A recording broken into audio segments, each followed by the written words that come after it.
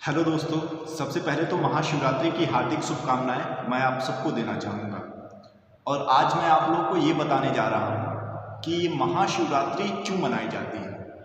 कौन कौन सी ऐसी पौराणिक कथाएं हैं जिसकी वजह से महाशिवरात्रि इतनी धूमधाम से हमारे भारत में मनाई जाती है। तो सबसे पहली कथा और सबसे मशहूर कथा कुछ ऐसे है कि एक बार भगवान इंद्र बहुत परेशान हो जाते हैं, क्योंकि राक्षसों से कई बार युद्ध हुआ रहता है और कई बार राक्षस देवताओं को हरा देते हैं और कई बार देवता राक्षसों को हरा देते हैं। लेकिन परेशानी की वजह ये होती है कि देवताओं को पृथ्वी की रक्षा करनी है और भी सारे अच्छे काम करने हैं और राक्षस तो सिर्फ तबाही मचाते हैं। तो ऐसे में अगर राक्षस देवता पर हावी हो जाएंगे तो फिर कैसे चल पाएगा। तो वो पहुँचते हैं ब्रह्मा जी के पास, कहते हैं कि आप ब्रह्मांड के रचयिता हैं, आप कोई ऐसा तरीका बताइए जिससे मतलब ये सारी चीज़ें, ये दिक्कतें खत्म हो सकें। तो ब्रह्मा जी कहते हैं कि इसके लिए तो सिर्फ एक ही तरीका है कि आप सब लोग अमर हो जाओ। अगर आप लोग अमर हो जाते हो तो ना ही आपको कोई हरा पाएगा, ना ही आपको कोई मार पाएगा, ना ही कोई आपको कष्ट पहुंचा पाएगा। कहते हैं ये तो बहुत अच्छा तरीका है, तो फिर मतलब क्या किया जाए उसके लिए, अमर होने के लिए क्या किया जाए। तो वो कहते हैं कि बहुत गंभीर एक प्रोसेस है, उसके लिए आपको करना पड़ेगा। और सबसे बड़ी दिक्कत की बात यह है कि उसमें सिर्फ देवताओं का सपोर्ट नहीं, राक्षसों का भी सपोर्ट चाहिए। अब इनको थोड़ा सा ये लगता है कि यार राक्षस क्यों सपोर्ट करेंगे। फिर चूँकि इंद्र भगवान थोड़ा उस टाइप के इंसान थे कि इंसान नहीं भगवान थे कि मतलब कोई भी ऐसी दिक्कतें होती थी तो उसको समस्या का समाधान करने के लिए बहुत जल्दी उनके दिमाग में आइडियाज़ आते थे। तो कहते हैं ठीक है, मैं बात करूँगा राक्षसों से और हो जाएगा ये काम। करना क्या है ये बताइए। तो वो कहते हैं करना है कि समुद्र मंथन होगा और बहुत विशाल पर्वत रहेगा और उसको आपको मंथन करके उसमें से कई ऐसी चीज़ें निकलेंगी, कई ऐसे महत्वपूर्ण रत्न निकलेंगे, हो सकता है कुछ नकारात्मक शक्तियाँ भी निकले, विष भी निकले, और उसी में से एक ऐसा रत्न होगा जिसे अमृत कहा जाएगा और जिसे पी के आप सभी देवता अमर हो सकते हैं। तो वो कहें ठीक है, तो मैं देखता हूँ, बात करता हूँ सबसे। तो कहते हैं सबसे बात करने से पहले एक बार जाओ और भगवान विष्णु से आप मिल लो, क्या कहते हैं वो, जैसा होगा मुझे बताना, तो फिर इस मतलब कार्यक्रम को आगे बढ़ाएंगे। तो भगवान इंद्र निकल जाते हैं अभी सब अपने सभी देवताओं के साथ विष्णु भगवान के पास। जब भगवान विष्णु ये सब सुनते हैं तो कहते हैं प्लान तो अच्छा है आप लोगों का, लेकिन इसके लिए दिक्कतें होंगी थोड़ी बहुत। और ये दिक्कतें ये होंगी कि अगर राक्षसों से आप सपोर्ट मांगने जा रहे हो तो इसकी क्या गारंटी है कि वो आपका साथ देंगे ही।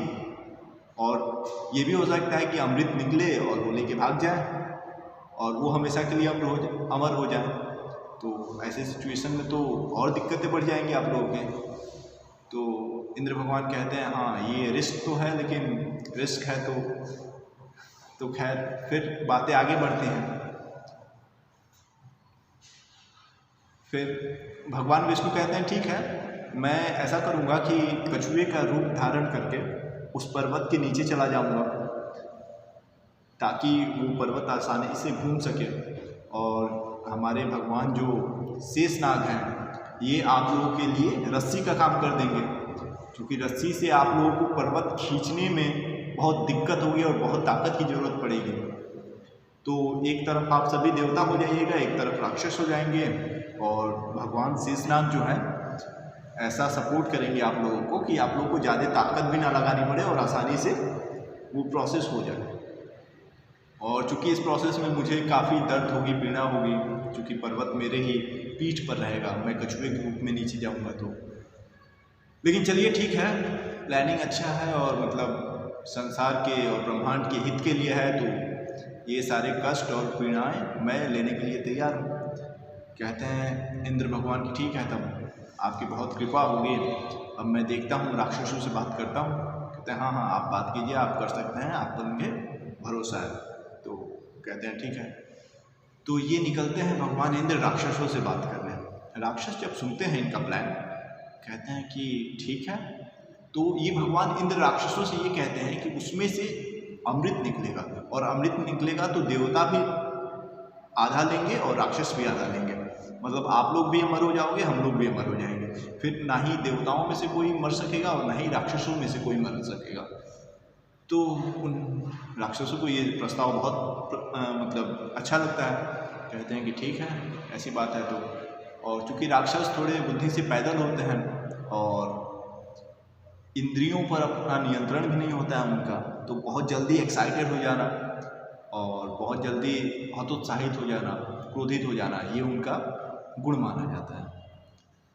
गुण कह लीजिए या फिर उनकी मतलब कमियां कह लीजिए। तो फिर चीज़ें ऐसे सेटल होती हैं और फिर ये सभी लोग पहुंचते हैं कहाँ, समुद्र मंथन के लिए। समुद्र मंथन की प्रोसेस शुरू होती है। अब तरह तरह के रत्न जो है निकलने लगते हैं, लेकिन ब्रह्मा जी ने ये भी कहा था कि उस प्रोसेस के दौरान जो है विष निकलेगा, और वो विष बहुत ही खतरनाक तरह का मतलब विष होगा। उससे पृथ्वी पर प्रलय आने की आशंका है। तो फिर उन्होंने कहा कि इसके लिए तो अब निकला जाएगा तो फिर देखा जाएगा, आप सभी ब्रह्मा विष्णु महेश हमारे साथ हैं, तो कोई ना कोई उपाय उस समय देखा जाएगा, कुछ होगा तो। पहले मतलब बात करके राक्षसों से ये देखा जाए कि ये हो पाता है कि नहीं। तो प्रोसेस तो होने लगता है और अचानक से विष की एक मटकी जो है ऊपर निकल के आती है। तो फिर कोई आगे बढ़ता नहीं है, तो इस पर हमारे भोलेनाथ भगवान शिव जो हैं जाते हैं और उस मटकी को पकड़ के अपनी योग शक्तियों से उस पूरे विष को अपने कंठ में समा लेते हैं।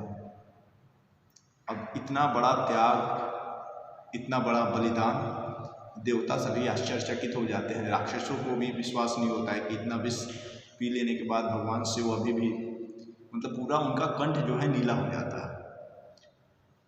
लेकिन पृथ्वी को बचाना था, ब्रह्मांड को बचाना था उस विष से, तो शिव ऐसा करते हैं और सभी देवता खुश होते हैं। कहते हैं कि अमृत पान के बाद मतलब अमृत पीने के बाद हम लोग भगवान शिव के लिए एक उपवास रखेंगे और उस उपवास को महाशिवरात्रि का नाम देंगे। तो इस वजह से शिवरात्रि मनाई जाती है, क्योंकि फिर अमृत भी निकलता है, और अमृत जब निकलता है तो मैंने जैसा पहले बताया, राक्षस जो हैं थोड़े से अपने बुद्धि का संतुलन खो देते हैं और अमृत की जो मटकी होती है उसे उनमें से एक राक्षस लेके भाग जाता है।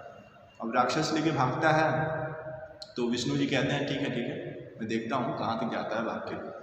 तो वो एक मोहिनी का रूप धारण करते हैं, और चूँकि मैंने बताया कि ये राक्षसों की अपनी इंद्रियों पर नियंत्रण नहीं होता है, तो भगवान विष्णु के मोहिनी रूप को देख के वो राक्षस एकदम आकर्षित हो जाता है, और जैसे जैसे मोहिनी कहती है वैसे वैसे वो राक्षस करने लगता है।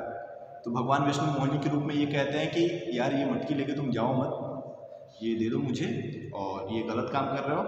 चूँकि देवता भी मतलब इतना सपोर्ट किए हैं और उसके बाद ये मटकी निकली है, तो उनका भी आधा बनता है अमृत और आधा तुम लोग का भी बनता है। तो वो राक्षस जो है पूरी तरह से आकर्षित हो चुका था मोहिनी से। तो कहते हैं ठीक है जैसा आप कहिए, ये लीजिए मटकी। और मोहिनी कहती है इतनी अच्छी पर्सनालिटी है तुम्हारी, क्या मटकी वटकी लेके घूम रहे हो तुम, चलो मैं वितरण करती हूँ पूरे अमृत का देवताओं और राक्षसों दोनों के बीच में। और ये पहुँचती हैं वहाँ सभा में, एक तरफ सारे देवता हैं, एक तरफ सारे राक्षस हैं। तो ये कहते हैं देखिए सबसे पहले मैं देवताओं को देती हूँ, क्योंकि थोड़ा थोड़ा देवताओं को दे दूंगी और बाकी जो शेष ज़्यादा बचेगा उसमें ज़्यादा राक्षसों को दे दूंगी। तो राक्षस जो है मोहिनी के रूप से बहुत आकर्षित हो चुके होते हैं। तो कहते हैं ठीक है मोहिनी, आप जैसा सही समझे वैसा। तो देवता तो समझ जाते हैं कि ये भगवान विष्णु हैं, तो वितरण करना शुरू कर देते हैं और धीरे धीरे करके सभी देवताओं को अमृत दे देते हैं। अब ये आखिरी में क्या होता है कि एक राक्षस भी इधर आ जाता है देवताओं की तरफ और उसको थोड़ा सा पी लेता है, गर्दन में से 2-3 बूंद नीचे, तब तक विष्णु भगवान अपने चक्र से उसको भी खत्म कर देते हैं। और आधा अभी भी माना जाता है कि आधा उसका क्या नाम था उसका, अरे यार उसका नाम क्या था भाई, उसका नाम था काल भैरव नहीं यार, कुछ और नाम था उसका, उसका नाम देखिए अभी मैं बोल रहा हूँ, लेकिन इसके आगे मैं बताता हूँ। भगवान चंद्रमा उसे बताए रहते हैं विष्णु भगवान को कि ये राक्षस है, और तब से चंद्रमा भगवान और उस राक्षस की अभी तक नहीं बनती है। अरे यार नाम याद आ रहा है मुझे, लेकिन अब चलिए, वीडियो में चूँकि एक बार में पूरा शूट करने की सोच रहा हूँ, इस वजह से ये सब कट नहीं करूँगा और एडिट नहीं करूँगा, तो चीज़ों को आगे बढ़ाते हैं। तो इस तरीके से क्या होता है कि आखिरी में एक राक्षस, लेकिन उसको भी खत्म कर देते हैं भगवान विष्णु, और वो अभी भी है ब्रह्मांड में कहीं कहीं, लेकिन उसका सिर अलग है और नीचे का धड़ अलग है, तो कोई मतलब नहीं है उसके रहने का। और इसके बाद हमेशा देवता जो है राक्षसों से जब भी युद्ध होता है वो जीत जाते हैं। और इस तरीके से भगवान शिव जो है पृथ्वी को, ब्रह्मांड को बचाने के लिए इतना बड़ा बलिदान करते हैं, और सभी देवता उनके लिए महाशिवरात्रि का व्रत रखते हैं, और इस तरीके से महाशिवरात्रि मनाई जाती है। ये तो हो गई पहली कथा। और दूसरी कथा जो है, दूसरी कथा बहुत अच्छी है, और नॉर्थ ईस्ट की तरफ ये कथा बहुत मतलब मानी जाती है कि ऐसा हुआ है। एक बार क्या होता है कि ब्रह्मा जी और विष्णु जी में आपस में छोटी सी बहस हो जाती है कि कौन सबसे ज़्यादा महान है, किसने सबसे ज़्यादा पृथ्वी के लिए, ब्रह्मांड के लिए काम किया है। तो ब्रह्मा जी अपने अलग अलग तर्क देते हैं कि ऐसा मैंने किया, ऐसा मैंने किया, मैंने पूरी पृथ्वी को रचा है, मेरा मतलब ये सारी चीज़ें जो भी आप देख रहे हो मेरी मतलब रचना है ये। विष्णु भगवान कहते हैं कि नहीं नहीं, मैंने कई बार देवताओं को निकाला है, देवता नहीं तो मनुष्य कैसे। तो ऐसी ऐसी चीज़ें होती हैं, तर्क ज़्यादा बढ़ जाता है, और एक समय ऐसा आता है कि इन लोगों में बहस जो है हिंसा का रूप ले लेती है, और ये एक दूसरे पर अपने दिव्य शस्त्रों का प्रयोग करने ही वाले होते हैं कि अचानक से इन दोनों लोगों के बीच में एक बहुत बड़ा दिव्य काला पत्थर खड़ा हो जाता है, और इन दोनों लोगों को समझ में नहीं आता है कि यार ये है क्या। तो फिर भगवान विष्णु कहते हैं ब्रह्मा जी से, ब्रह्मा जी इधर सुनिए, ये आपस में हम लोग जो भी हैं इसको बाद में निपट लेते हैं, पहले ये देखते हैं कि ये चीज़ है क्या। ये ना इसका आरंभ समझ में आ रहा है, ना इसका अंत समझ में आ रहा है, जो समझने की बहुत ज़रूरत है।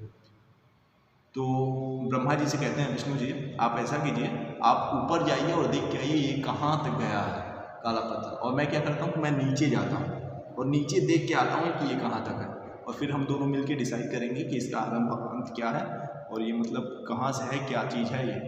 तो ब्रह्मा जी चले जाते हैं खूब ऊपर ऊपर ऊपर ऊपर ऊपर ऊपर, लेकिन उन्हें उसका मतलब अंत नहीं समझ में आता है। विष्णु जी चले जाते हैं खूब नीचे नीचे नीचे नीचे नीचे नीचे, उन्हें भी उसका आरंभ नहीं समझ में आता है। फिर ये दोनों लोग जब मिलते हैं कहते हैं कि भाई इसका तो ना आरंभ है ना अंत है, ये चीज़ है क्या। तभी अचानक से उस काले पत्थर से, काले दिव्य पत्थर से ओम की आवाज़ आती है। उस ओम की आवाज़ को सुन के इन दोनों लोगों को लग जाता है कि ये जरूर भगवान शिव की महिमा है, और ये और कुछ नहीं शिवलिंग है। तो फिर उन लोगों को लगता है कि हाँ, हम आपस में जब लड़ रहे थे तो इस लड़ाई को ख़त्म करने के लिए इनकी ये महिमा है। और फिर वो शिवलिंग को प्रणाम करते हैं और कहते हैं कि ठीक है, आपस में हाथ मिला के चले जाते हैं, युद्ध नहीं करेंगे और एक साथ रहेंगे। तो उन दोनों महाशक्तियों में युद्ध होने से चूँकि भगवान शिव रुकते हैं, नहीं तो प्रलय आ जाता, तो इसलिए भी शिवरात्रि मनाई जाती है। ये भी एक पौराणिक कथा थी। और तीसरी बहुत ही महत्वपूर्ण और बहुत ही मतलब अच्छी कथा है, क्योंकि इसमें माना जाता है कि इसी दिन, महाशिवरात्रि के दिन, भगवान शिव और माता पार्वती की शादी होती है। अब इसके पीछे की क्या कथा है, तो वो कुछ ऐसे है कि एक बार भगवान शिव और माता सती पृथ्वी पर भ्रमण करने के लिए जाते हैं। तो भ्रमण करते हुए वो देखते हैं, भगवान शिव देखते हैं कि भगवान राम अपनी पत्नी सीता को ढूंढ रहे हैं। तो उस पर सती जी उनसे पूछती हैं कि हे शिव, ये भगवान राम चूँकि भगवान हैं, इनको तो सब पता है, तो ये क्यों ढूंढने का नाटक कर रहे हैं अपनी पत्नी को, इनको तो सब पता है। तो भगवान शिव उन्हें समझाते हैं कि नहीं, ये अभी मानव के रूप में है और ये अपनी मर्यादा का उल्लंघन नहीं कर सकते हैं, तो इस वजह से अभी ये अपनी शक्तियों का प्रयोग नहीं कर रहे हैं। लेकिन फिर भी माता सती को इस बात पर विश्वास नहीं होता है। वो माता सीता का रूप धारण करके भगवान राम के समीप चली जाती है। तो इस पर भगवान राम उनको प्रणाम करके कहते हैं, प्रणाम माते, भगवान शिव कैसे हैं। इस पर उन्हें बहुत पश्चाताप होता है माता सती को कि उन्होंने अपने दिव्य नयनों से मुझे पहचान लिया। तो फिर वो जाती हैं जब भगवान शिव के पास, तो चूँकि शिव को ये बात पता चल जाती है, लेकिन चूँकि माता सती ने माता सीता का रूप धारण कर लिया था, इस वजह से भगवान शिव फिर कभी भी उन्हें मन से अपना नहीं पाते हैं, पत्नी के रूप में नहीं देख पाते हैं। कहीं ना कहीं ये बात माता सती को भी पता चल जाती है और इन दोनों लोगों में दूरियां थोड़ी बढ़ जाती हैं। अब इसी बीच अचानक से माता सती के घर से एक बुलावा आता है, कोई इवेंट रहता है, इनके पिताजी ने कोई इवेंट कराया रहता है। तो माता सती कहते हैं कि भगवान शिव आप चलेंगे क्या, मतलब पापा ने कुछ कराया है, आप चलिए। तो साथ दोनों लोग चलते हैं, फिर आ जाएंगे। तो भगवान शिव मना कर देते हैं कि नहीं, मैं नहीं जा सकता, तुम जाओ। और तो फिर इन्हें लगता है कि हाँ, थोड़ा मतलब मेरी वजह से इन्हें थोड़ा ठेस पहुंचा है और इस वजह से नाराज़ हैं, फिर बाद में मान जाएंगे। तो माता सती जो है अकेले ही चले जाती हैं अपने पापा के यहाँ। वहाँ जाके जब देखती हैं तो इनके पिताजी थोड़ा सा इनसे नाराज़ रहते हैं और इनकी बहनें भी इनसे सीधे मुंह बात नहीं करती हैं। तो थोड़ा बहुत टेंशन रहता है इन लोगों में आपस में। लेकिन माता सती को बहुत बुरा तब लगता है जब ये देखती हैं कि पूरी सभा में इनके बहनों के पति के लिए सिंहासन बना है, लेकिन माता सती के पति अर्थात शिव के लिए कोई सिंहासन नहीं है। तो इन्हें लगता है कि ये इनके पति की बहुत बड़ी मतलब बेइज्जती है, बदनामी है और अपमान किया गया है उनके पति का, भगवान शिव का। तो ये उस अपमान को सह नहीं पाती हैं और सबके सामने खुद को भस्म कर लेती हैं, जला के राख कर देती हैं। अब इससे भगवान शिव को बहुत ही झटका लगता है, ठेस पहुंचता है। वो पश्चाताप भी होता है उन्हें कि क्यों नहीं मैं चला गया उनके साथ। लेकिन फिर भगवान शिव कहते हैं कि ठीक है, मैं अपनी महिमा से तुम्हें फिर दोबारा जन्म मतलब दूंगा। तो फिर माता सती का दोबारा जन्म होता है माता पार्वती के रूप में, और भगवान राम उनसे कहते हैं कि माता पार्वती का रिश्ता अगर आपके लिए आएगा तो आप उसे एक्सेप्ट कर लीजिएगा। तो फिर ऐसे भगवान शिव और माता पार्वती की भी दोबारा शादी होती है। दोबारा मतलब पहली बारी होती है और पहली शादी वो सती के रूप में। तो इस तरीके से जब इन दोनों लोगों का विवाह होता है, सभी देवता और सभी मतलब पूरा ब्रह्मांड ही खुशी से मतलब बहुत खुश होता है। और पृथ्वीवासी जो हैं आज के इस दिन को, चूँकि भगवान शिव और माता पार्वती का विवाह हुआ है इसी दिन, तो महाशिवरात्रि के रूप में मनाते हैं। तो ये 3 पौराणिक कथाएं थी जो कि मानी जाती हैं कि महाशिवरात्रि के लिए रिस्पॉन्सिबल है। तो ये अगर आपको वीडियो अच्छा लगा तो लाइक कर सकते हैं, अपने दोस्तों के बीच में शेयर कर सकते हैं और चैनल को सब्सक्राइब करके अपने भाई का सपोर्ट कर सकते हैं। बहुत बहुत धन्यवाद।